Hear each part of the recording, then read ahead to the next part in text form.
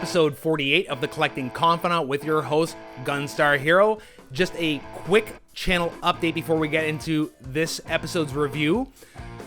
I sent out a quick bulletin a few weeks back that this channel has gone on hiatus, and going forward in terms of putting out content, I'm going to be delivering videos on a more casual basis. So instead of having a strict deadline of every other Tuesday like I did for the last several months, I'm just going to commit to putting out a video every time I finish a game. The reason for this, number one, is like most of you, I have a full-time job and also a side hustle on top of that, bills to pay, social life, and it makes it difficult, depending on the game I'm playing, sometimes to fit the playing, the reviewing, the cutting and editing into a 2-week time frame. Most notably, I found the most difficulty on the game we're reviewing today being Metroid Prime Remastered for the Nintendo Switch, aka the game that almost broke my channel.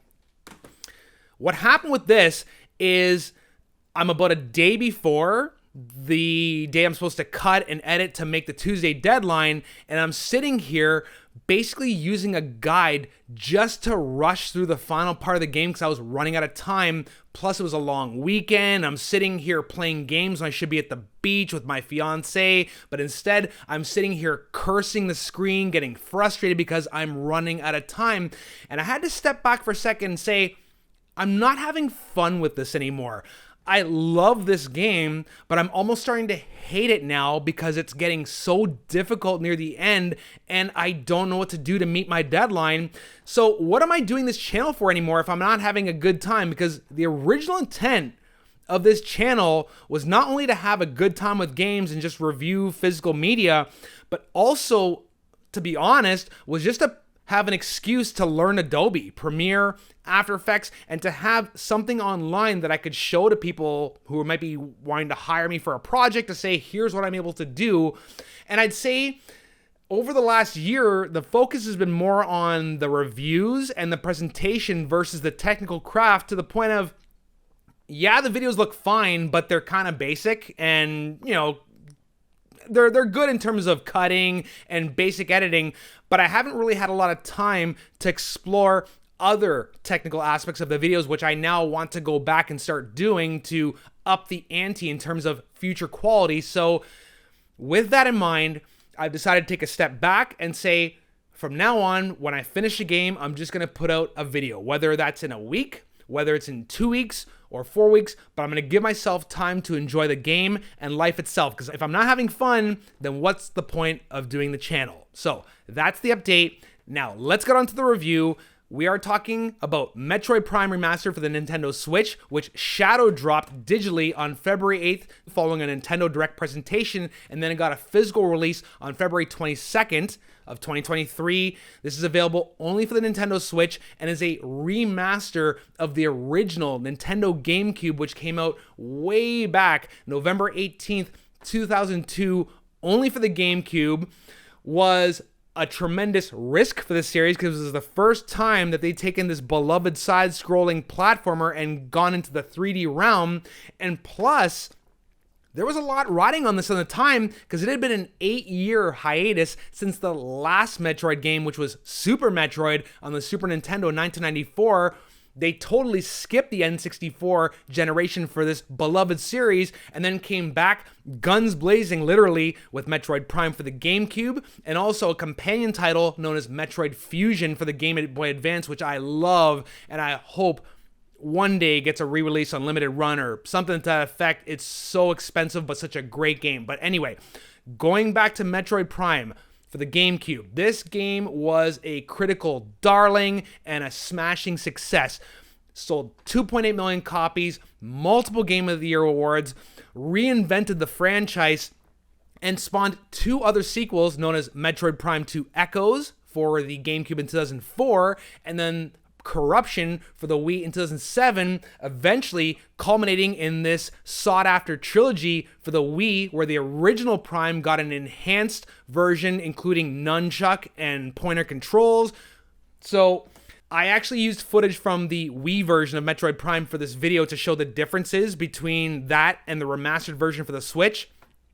I'm going to say now, having finished Remastered all the way through for the Nintendo Switch. I never actually finished it on the GameCube, so this is my first time actually completing the game. I'd say for the most part, it still holds up and represents one of the best games you can currently get on the Nintendo Switch, even with some of its hiccups and flaws. So let's get into an overview of the game, and I'll talk about some of the pros and the cons of Remastered, and also some tips to help you not get as frustrated as I got with this experience, because it can be frustrating at times.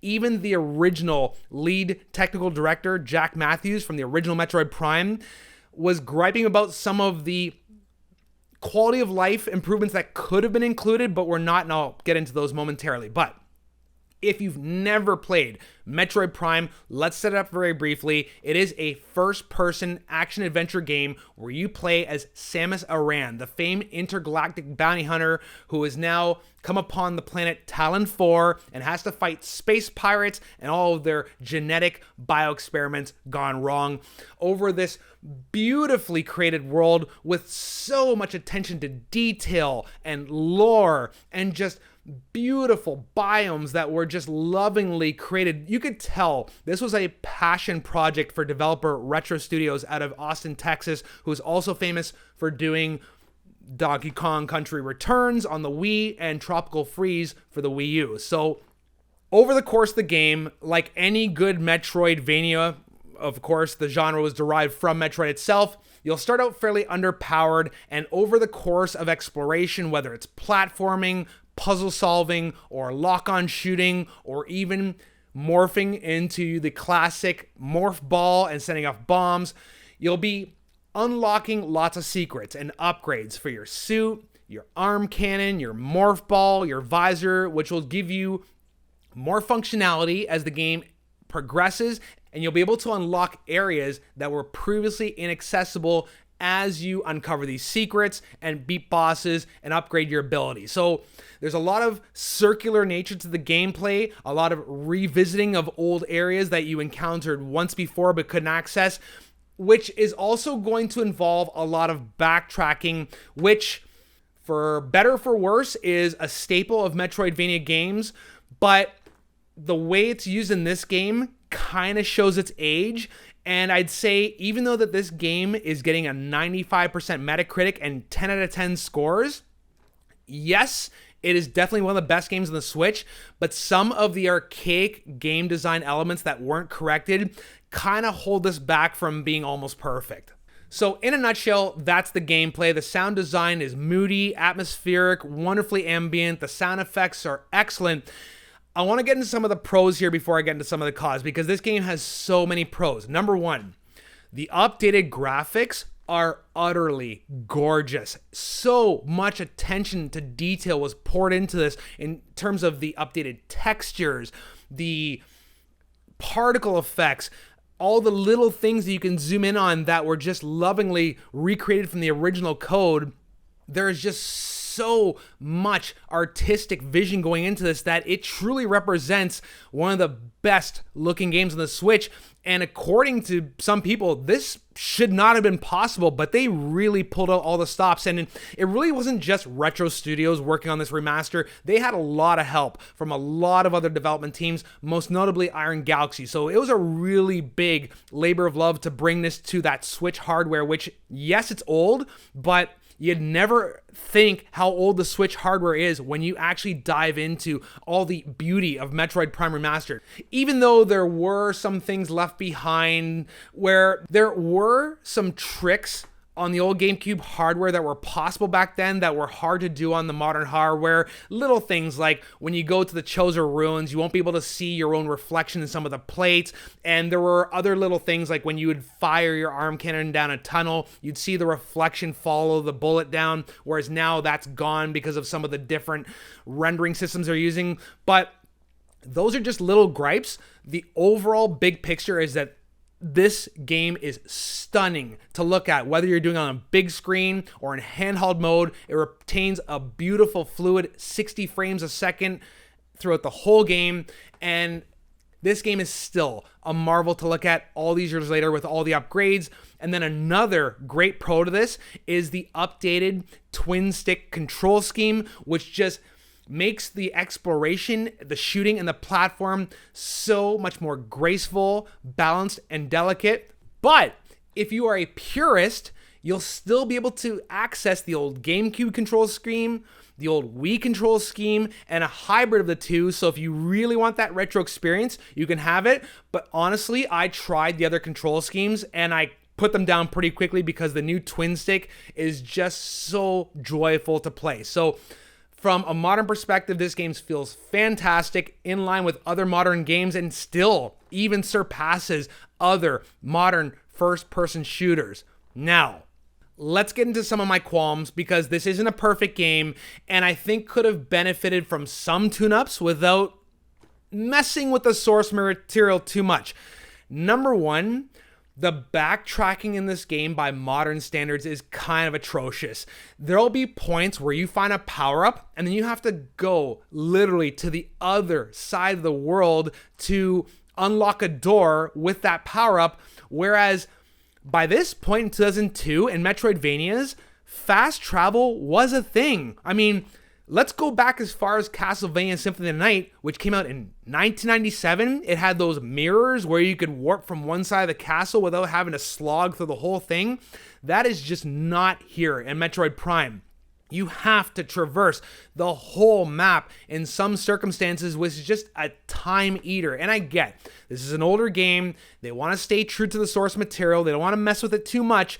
But Jack Matthews, the lead technical director of the original Metroid Prime, when I watched an interview with him, he brought up a great point that there are certain scenarios in the game, especially near the end game where you get to the phase-on mines, where you get on these arduously long treks before you finally hit a save point. It wouldn't have been too much for Retro Studios just to insert some quality of life checkpoints at the elevators that get you to the different biomes. That would have been, in his opinion, something that would have been very simple to add and would have just reduced some of the frustration when you're doing some of these long slogs with the game. Because yeah, a fast travel really would have just reduced the frustration. And I'd also say, from a quality of life standpoint, and this is also going to lend into my tip section, there are a lot of hidden missile upgrades and health upgrades you can find scattered throughout all these different biomes that when you do find them, there's no way of remembering where you got them. There's no indicator on the map as to where they might be or where you've been. So you just have to kind of remember where you've been and consult a strategy guide if you really want to level up and get ready for these final boss battles. And that's going to be one of my first tips, is that the end game gets very brutal. The difficulty ramps up so excruciatingly when you get to the phase-on mines and then the final two bosses that if you haven't found all the power-ups, you're going to have a tough time. So my advice to you is, when you're going through this game, try, when you're in a specific biome, to try to get as many power-ups as you can, and also just go for all 12 artifacts.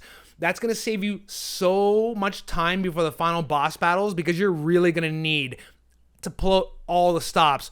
And another big tip I'm going to give you is, with the one visor, you can scan different objects in the environment, not only for reading lore, but also for getting the weaknesses and strengths of the bosses. Just do that, okay? Just make sure you scan all the enemies and the bosses just to give yourself a fighting chance. But really, take the time, try to get all the missile upgrades you can, all the power bomb upgrades, and all the health units, because you are going to need them. Those are just minor quibbles in what otherwise is a marvelous experience, especially considering this game came out over 20 years ago. The fact that it still holds up over other modern games is no small feat. I highly recommend this game if you own a Nintendo Switch. It is absolutely one of the best games you can get for the system.